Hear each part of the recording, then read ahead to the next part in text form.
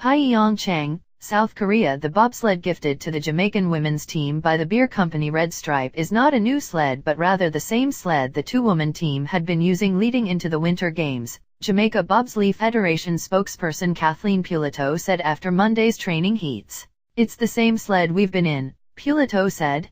"They gifted it to us, and now Jamaica has its first sled ever." Team leader and driver Jasmine Fenlater Victorian of Jamaica corners in the second women's unofficial bobsled training session. Mark Ralston, AFP/Getty Images. "It's such an amazing feeling and we're so grateful for all of our fans and supporters. What a confidence boost it is for Jamaica to have its own piece of equipment ever." That seems to run in contrast to the storyline put forth 2 days ago, when Red Stripe's offer to supply a new piece of equipment was portrayed as a Hail Mary save for the Jamaicans' Olympic hopes that the company, owned by Heineken USA, had found a new bobsled to replace the one in dispute following former driving coach Sandra Karius's decision to leave the team. Red Stripe did come through for the Jamaican bobsled team, but there was no actual new sled.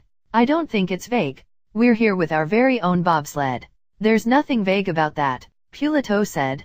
Controversy burst onto the sliding track earlier during the Pyeongchang Games after Karius balked at being demoted from her position as driving coach. In response, the former German bobsledder said she was legally responsible for the sled, leaving Jamaica's ability to compete in doubt. But the Jamaica Bobsleigh and Skeleton Federation shot back at claims that Karius had any claim to the sled, calling it a false narrative. "She put a false narrative out there, that's all I can say," Pulido said. "If she owned the sled, we wouldn't have been able to buy the sled. That's all I can say about that.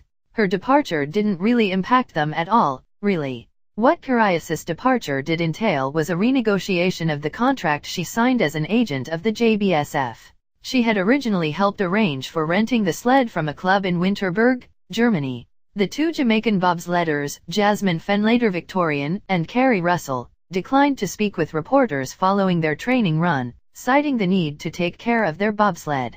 What remains curious about the situation was why, if Karius had no greater claim to the sled than the JBSF, the Jamaican team could not have simply continued to rent the sled under a similar agreement with the German club. That quickly became a moot point when Red Stripe, which is based in Jamaica, went on Twitter to offer to purchase the team a sled. On Friday, the company confirmed that it sent the JBSF €40,000 to purchase the bobsled. The Jamaican team finished as high as 6th during the 3 days of training runs leading into the first 2 runs of official competition, which begins on Tuesday night. "As you can imagine, they've been through the ringer, as our whole crew has," said Pulido. "They're here to focus, they're here to train, and that's what we're here trying to do. I think tomorrow we're going to change the world."